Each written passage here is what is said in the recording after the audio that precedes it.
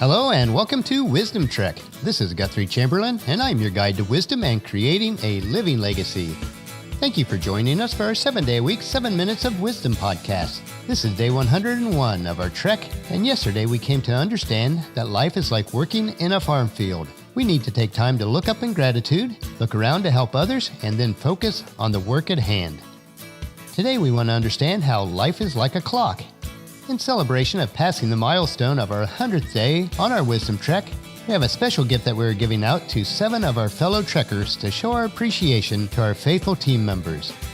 On October 5th, we will be having a drawing and we'll be giving away 7 Wisdom Trek t-shirts. There is an entry form on the main Basecamp page of wisdom-trek.com, and you can enter once per day during the month of September. Thank you so much for coming along with us each day on our Wisdom Trek. We are recording our podcast from our studios in the Big House in Marietta, Ohio today. I was able to finish cleaning the woodwork and the floors in our dining room this morning, and tomorrow morning I should be able to start applying polyurethane on the woodwork. Now there's a significant amount of woodwork in the dining room, so time will tell how much I'm able to accomplish this week. Outside the house, our newest twin fawns and their mothers spent a few moments outside our office windows this morning. Our office is on the 2nd floor with large windows, and it was nice to observe them unnoticed. The fawns must be very young based on their size and the spots that are still clearly visible. The pair of hawks also graced us with some acrobatics today, which was very interesting. It has been a pleasant day of work with focus on both our client work and our podcasting today. We are making progress on both of those areas. It is time today, though, to break camp and head out on our trek. And as we do, you check your clock on your phone to determine the departure time this morning. You do some quick calculations to estimate how far that we'll be able to travel today, if everything goes according to your planned hike. But then it dawns on you that life is like a clock in so many ways. While there is a certain reality to time, the measure of time, such as a clock, is a man-made creation, or as Albert Einstein would put it, time is an illusion. Yet nearly every moment of our lives is controlled by this clock. The clock tells us when to get up, when to go to work, when to eat, when to go home, and then when to sleep. And then the cycle repeats itself each day. We need to be careful on how much we allow the clock to control us. As H.G. Wells put it, we must not allow the clock and the calendar to blind us to the fact that each moment of life is a miracle and mystery. And I would say we need to live a life that is rich and satisfying. As we continue on our trail today, let us examine the different ways that life is like a clock. In our first analogy, within the created limitations of time, man has set his own boundaries, sort of defining life in quarters, just as the clock has its time measured in fourths. The first quarter of our life is childhood, the second is young adulthood, the third, mature adulthood, and the fourth is old age. Paula and I wonder where have the years gone? We still feel like we're in the second quarter of life, but realizing that we are firmly entrenched in the third quarter of our normal lifespan, even if God grants us the opportunity to live to 100 years old or longer. Life, like time, does not stop for anyone. For this reason, each hour of your life is valuable. Other than to learn from it, you must not live in your past. You cannot change yesterday.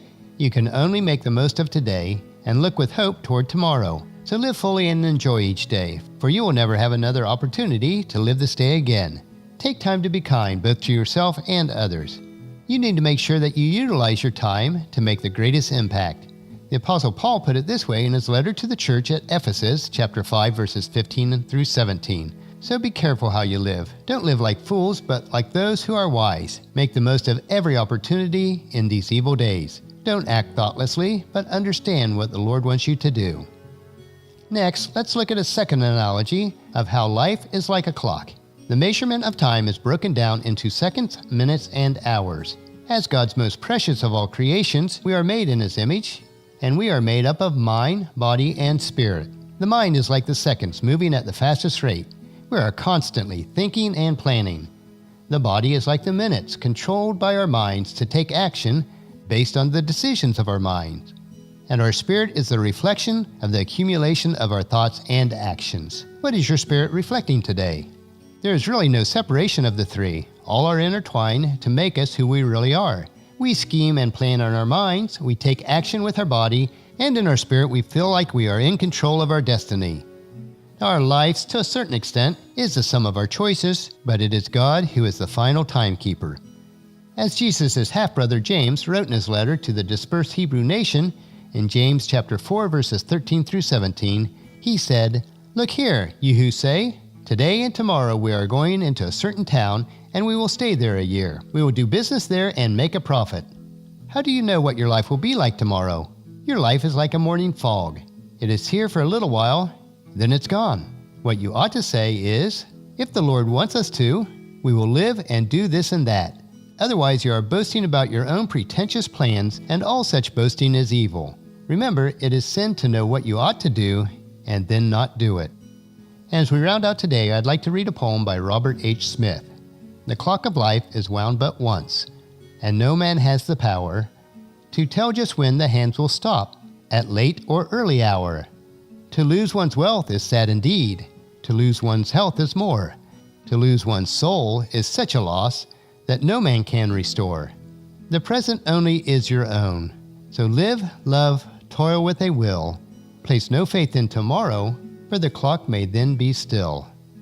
Today we are reminded that life is like a clock. Let us be mindful to spend our time wisely the few days that we have on this trek of life.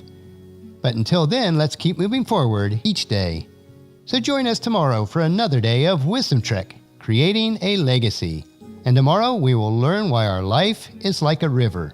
Well, that'll finish our podcast for today. If you've missed any of the previous podcasts, please check out Wisdom Trek on iTunes, Stitcher, SoundCloud, Spreaker, YouTube, or at wisdom-trek.com. If you enjoy our daily doses of wisdom, these little nuggets we consume each day, I encourage you to take the time to invest in yourself in these 3 ways.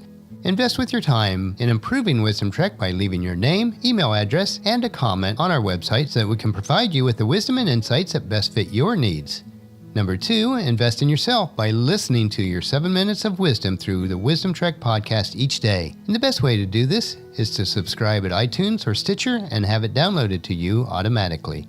And third, invest in the lives of others by sharing with your family and friends, in person or online, to journey with us on our Wisdom Trek. And if you haven't done so already, please leave us a rating at iTunes or Stitcher so that we'll gain more exposure for others to join us on our Wisdom Trek. The journal for this podcast can be found at wisdom-trek.com, where we also have pictures, tweetable quotes, wisdom nuggets, and free resources.